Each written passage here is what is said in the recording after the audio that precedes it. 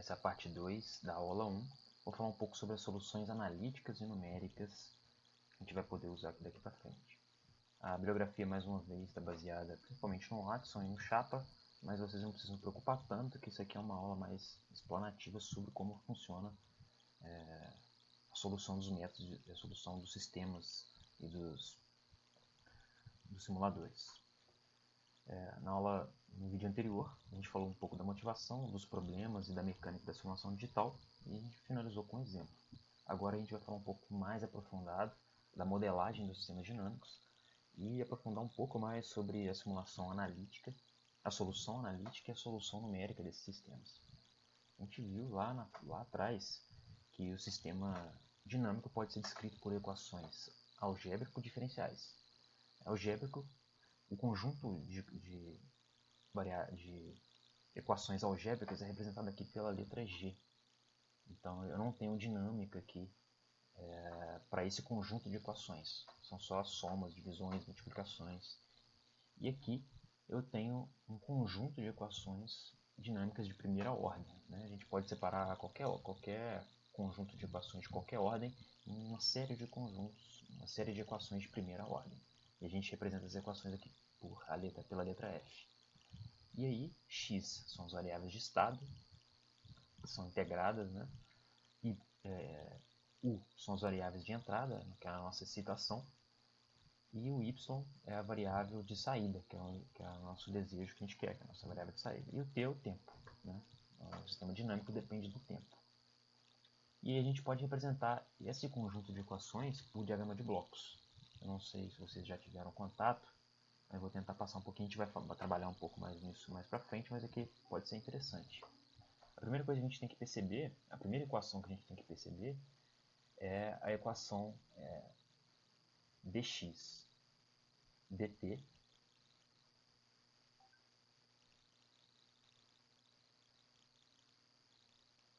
a primeira equação que a gente tem que perceber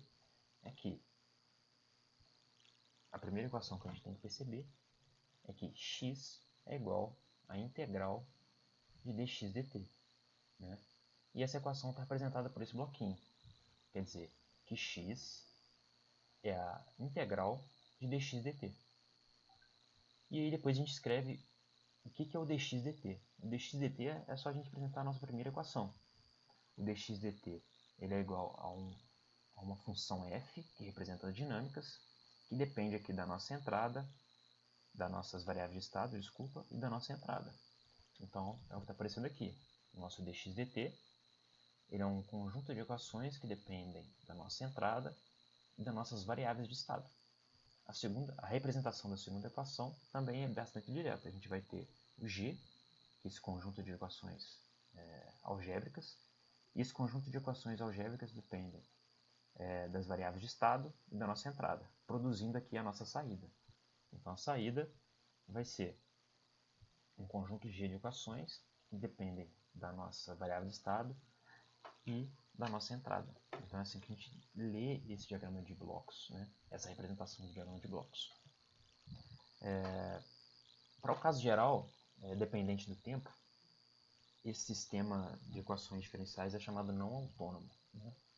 No caso do tempo t ser uma variável explícita do problema, ou seja, todas as variáveis dependem do t, a gente pode suprimir esse t e saber que todas as variáveis ali dependem do tempo. A gente chama esse sistema de sistema autônomo. Né? Lembrando que essas equações f e g podem ou não ser lineares. Né? Se a gente considerar que essas equações são lineares, a gente já tem o sistema que a gente conhece de espaço de estados, onde é tudo linear. A gente vai ter as matrizes de estado, a matriz de entrada, que é a matriz B, a matriz C, que é a matriz de saída, e a matriz D, que é a de alimentação direta. A gente já conhece esse tipo de sistema. Né? Da mesma forma, a gente pode representar esse sistema em espaço de estados. Né? Aquelas duas equações, né?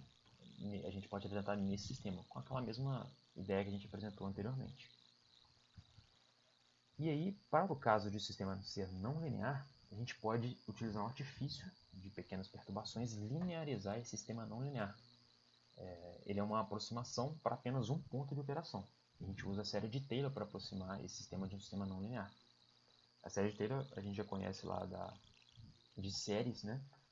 E esse operador D aqui é o operador de derivação. Né? Então a série gente utiliza a primeira aproximação. O resto toda dessa série, que é infinita, a gente vai considerar como um erro da aproximação.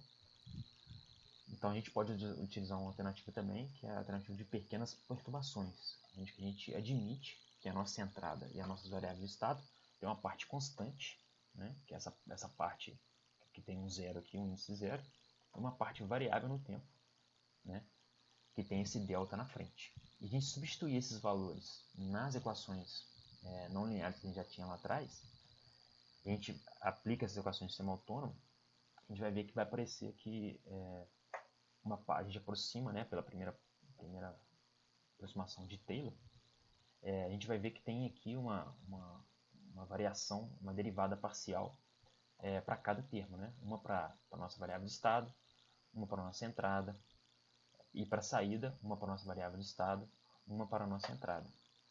Essas matrizes, a gente pode separar esse sistema em uma parte constante, uma parte que é variável no tempo.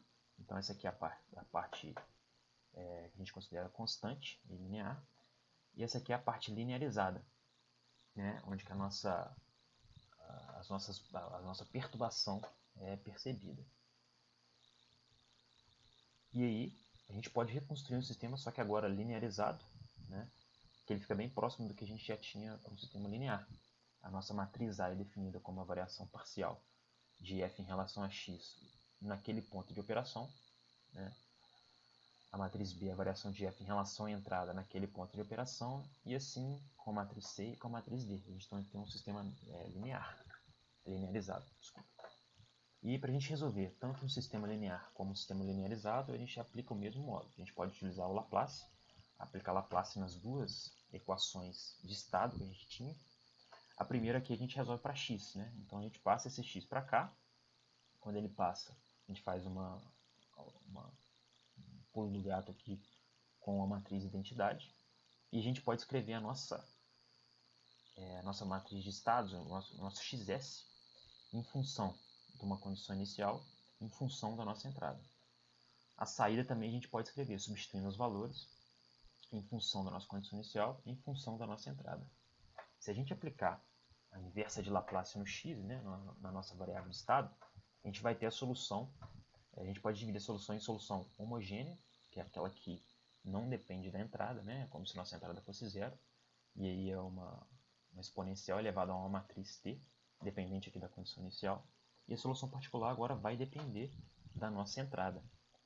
A gente pode utilizar aqui o teorema da convolução, né, que a multiplicação de duas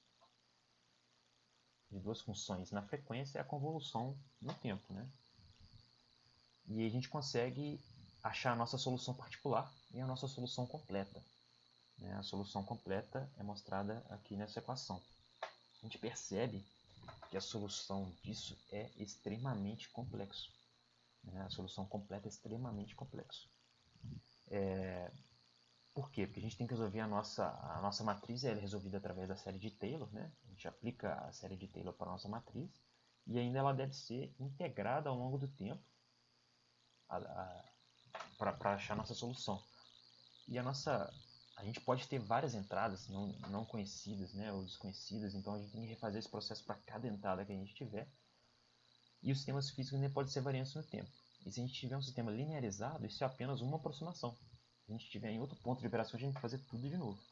Então a gente consegue partir daí, fazer um postulado de que a solução numérica ela aparece como a melhor, se não a única alternativa para a gente solucionar problemas dinâmicos de grande porte. De grande porte porque eles são complexos, a solução fica extremamente complexa. Agora, a gente utilizar a solução numérica, que é uma solução aproximada, a gente tem aqui o nosso sistema descrito por uma equação diferencial, né? Pode ser linear ou não. E a gente tem diversas técnicas para aproximar a solução da integral disso aqui, né? A integral de f. Porque como é que a gente soluciona isso, né? A gente integra aqui de ambos os lados, então a gente vai ter x no tempo, vai ser igual a uma condição inicial, a gente vai achar, mais a integral de f de x u. Então existem várias técnicas para aproximar a solução dessa integral. gente pode dividir essas técnicas, classificar essas técnicas de vários modos de ponto de vista, né? A gente tem as técnicas de passo fixo ou passo variável, as técnicas de passo único ou de múltiplos passos. Dentro de um passo de integração a gente faz múltiplas contas, né? Os métodos explícitos e implícitos. A gente pode aproximar a derivada ou a integral. Geralmente a gente aproxima a integral, que é muito mais fácil e menos suscetível a erro. Ou a gente pode usar técnicas de discritização, que a gente usa no MTP, que a gente vai ver mais para frente. A primeira diferenciação que eu vou passar para vocês aqui é de método explícito e método implícito. De forma geral, o método explícito ele depende apenas da condição anterior, né? Então, eu não utilizo a variável de estado no momento que eu estou calculando para fazer a conta da aproximação da integral. Eu utilizo só apenas a variável de estado em instantes anteriores. Nos métodos implícitos, eu dependo tanto da variável de estado atual quanto da variável de estado anterior, né? Essa é a principal diferença entre métodos implícitos e explícitos.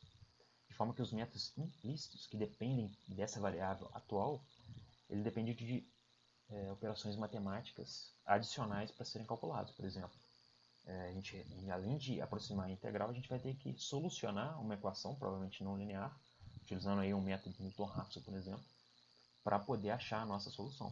Nos métodos implícitos, a gente não precisa disso. A operação é direta, né? A gente vai ver um pouquinho mais para frente essas características.